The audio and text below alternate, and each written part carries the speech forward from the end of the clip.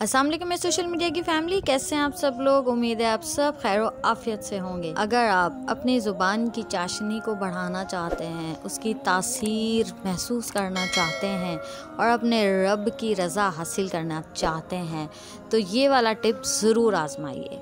आज हम आपको बताने जा रहे हैं तिलावत कुरान पाक के आदाब। कुरान मजीद की तिलावत ज़ौक़ व शौक़ के साथ दिल लगा कर कीजिए और ये यकीन रखिए कि कुरान मजीद से शगफ अल्लाह पाक से शगफ है। नबी सल्लल्लाहु अलैहि वसल्लम ने फरमाया, मेरी उम्मत के लिए सबसे बेहतर इबादत कुरान पाक की तिलावत है। अक्सर व बेशतर वक्त तिलावत में मशगूल रहिए और कभी तिलावत से ना उकताइए।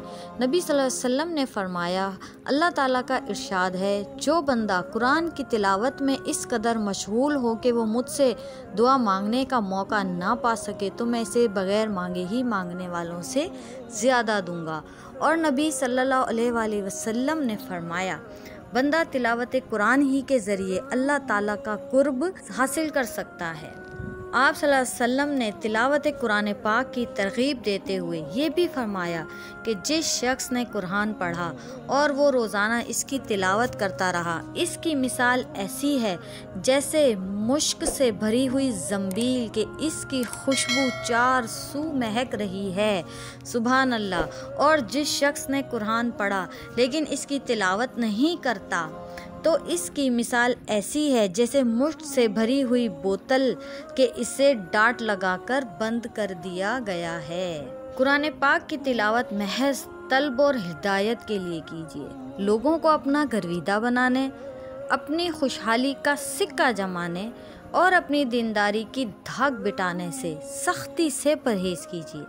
ये इंतहाई घटिया मकासद हैं और इन अगराज से कुरान की तिलावत करने वाला कुरान की हिदायत से महरूम रहता है। तिलावत से पहले तहारत और नफाजत का पूरा एहतमाम कीजिए।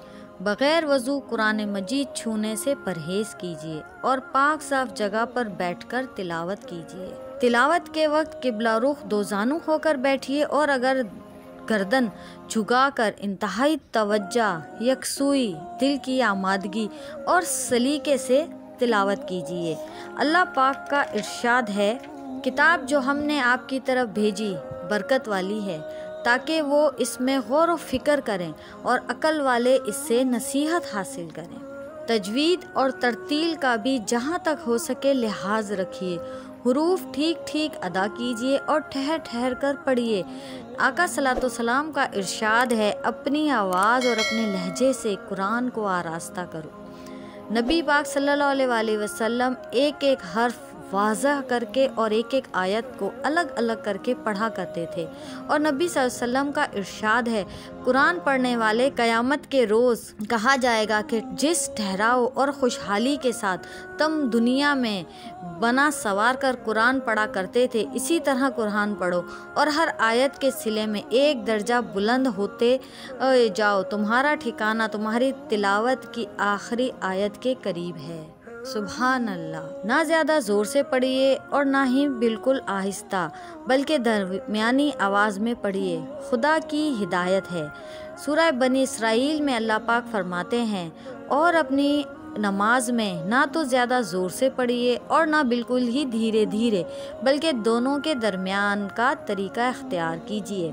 उलमाए दीन कहते हैं कि इतनी आवाज़ होनी चाहिए कि आपकी आवाज़ आपके अपने कानों में आए।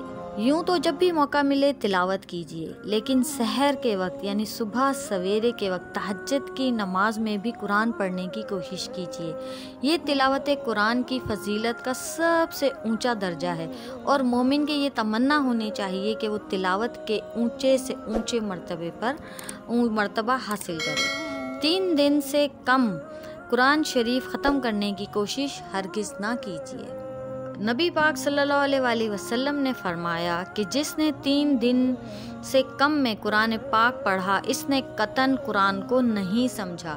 यानी कि कुरान पाक को एक दिन में 10 सिपारे हफाज पढ़ सकते हैं, तो ठहर ठहर कर समझ कर पढ़ना और उसकी तजवीद का, मखारिज का, तरतील का ख्याल रखना बहुत ज़रूरी है और ठहर के पढ़ना चाहिए।